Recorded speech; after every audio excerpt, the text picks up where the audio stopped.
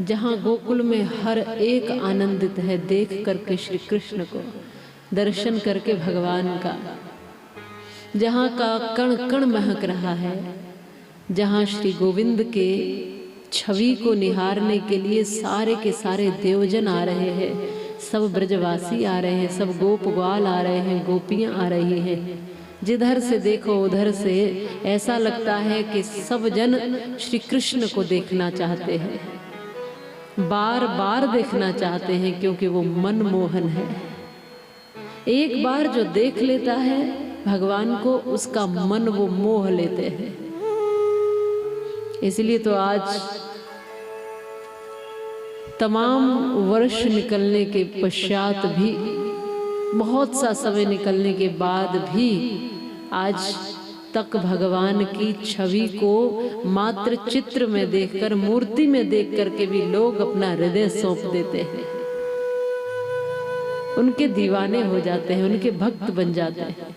तब सोचो कि वो स्वयं जब इस धरती पर आए होंगे तब धरती का वातावरण क्या होगा।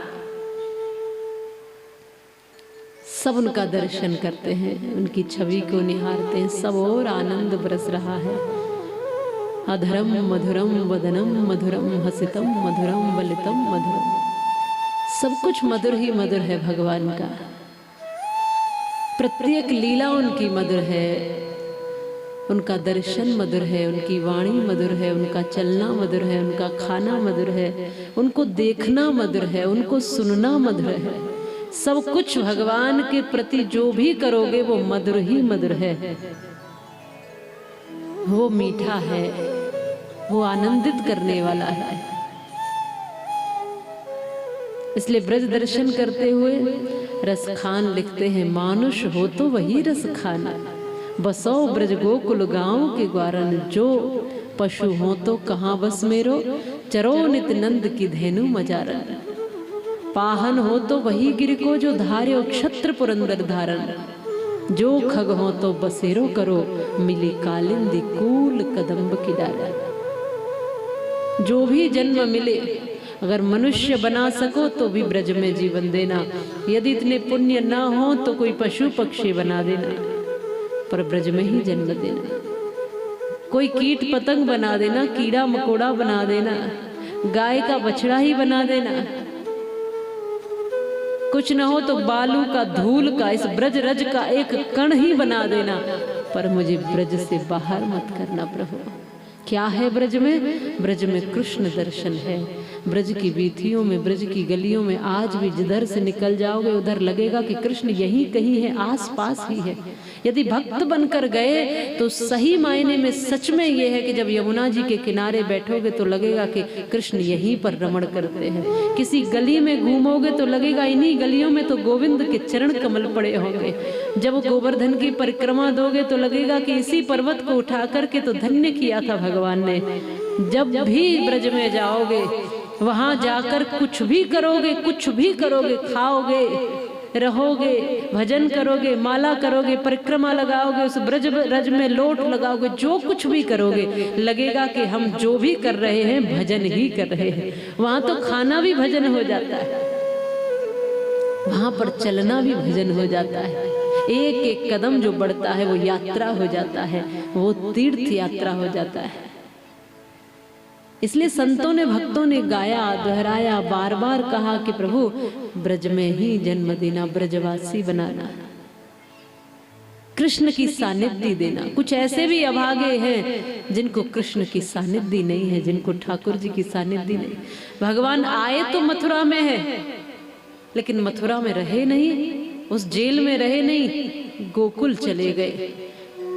यहाँ मथुरा में तो कंस की क्रूरता है, लेकिन गोप ग्वाल, मैया यशोदा, ब्रजवासी, नंद बाबा, इन सबका वात्सल्य और प्रेम कहाँ मिलेगा?